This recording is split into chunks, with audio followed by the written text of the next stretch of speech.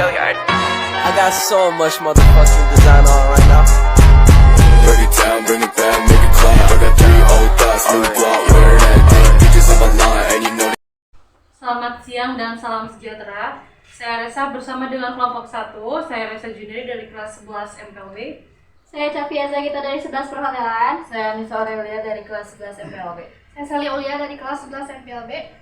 Saya Jiri dari kelas 11 TSM. Saya Ilham dari kelas 11 Perhotelan. Saya Dwi Andika dari kelas 11 Perhotelan. Saya Diki dari kelas 11 Perhotelan. Saya Alpian, saya dari kelas 11 TBSM. Saya akan memenuhi tugas P5 dan kelompok saya. Baik Ibu, bisakah kami meminta waktu Ibu sebentar untuk diwawancarai? Boleh. Baik, terima kasih sebelumnya. Bolehkah Ibu memperkenalkan diri terlebih dahulu? Nama saya Ima Hayati, saya guru SMK PGRI Islam Bintana. Terima kasih atas kesediaannya Ibu untuk menjawab beberapa pertanyaan yang akan saya ajukan. Pertama, saya ingin bertanya, apa aja sih penyebab kelangkaan makanan dan minuman khas Jawa Barat? Yang menjadi kelangkaan makanan dan minuman tradisional Jawa Barat itu karena sekarang banyak sekali masuknya makanan dan minuman yang berasal dari negara lain yang beredar di masyarakat. Di mana aja tempat makanan yang menjual tradisional di zaman sekarang?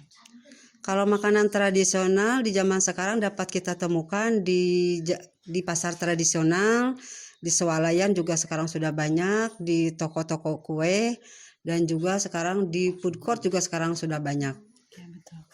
Dan mengapa makanan tradisional menjadi ciri khas dari suatu daerah?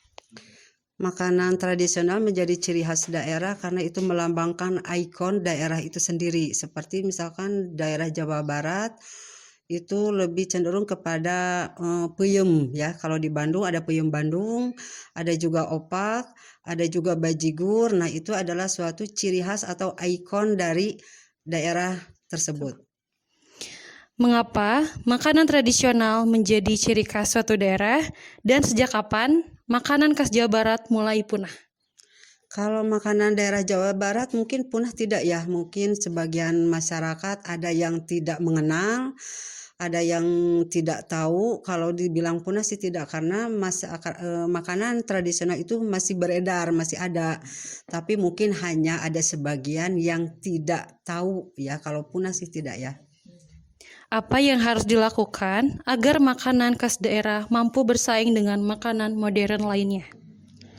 Yang harus dilakukan supaya masyarakat itu bersaing dengan makanan lain itu lebih bervariatif dari segi cara pengemasan, dari cara bentuk, mungkin cara penyajiannya mungkin lebih ditingkatkan supaya lebih menarik minat masyarakat, supaya lebih mengenal masyarakat makanan tradisional tersebut. Siapa yang bisa mengembangkan makanan dan minuman tradisional?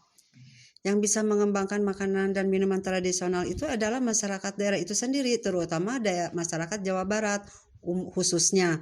Umumnya adalah untuk masyarakat yang ada di Indonesia. Dan mengapa makanan tradisional semakin sulit untuk ditemukan? Kalau zaman sekarang kalau sulit sih tidak ya, karena apa? Karena sekarang itu makanan-makanan itu sudah dapat kita temukan, bisa melalui GoFood ya, kita bisa temukan di medsos. Juga sekarang itu ada di swalayan juga sekarang sudah bisa kita temukan makanan-makanan tradisional. Bagaimana solusi agar makanan tradisional tidak punah?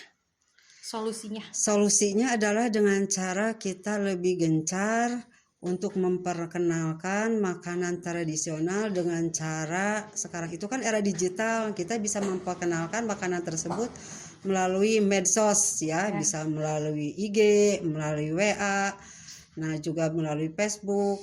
Nah, yang kedua adalah cara pemasarannya itu lebih bervariatif, lebih gencar, supaya bagaimana caranya supaya makanan tersebut lebih diminati oleh anak-anak muda sekarang dengan cara yaitu tadi, dengan cara pengemasannya harus lebih bagus, lebih menarik, karena anak muda sekarang itu lebih tertarik pada kemasannya ya. Nah, jangan lupa cita rasanya juga jangan dihilangkan.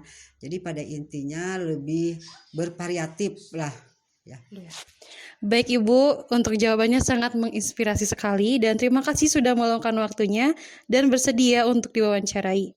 Mungkin cukup sekian dari kami, mohon maaf bila ada salah kata atau perilaku. Terima kasih kembali. Baik, saya permisi terlebih dahulu.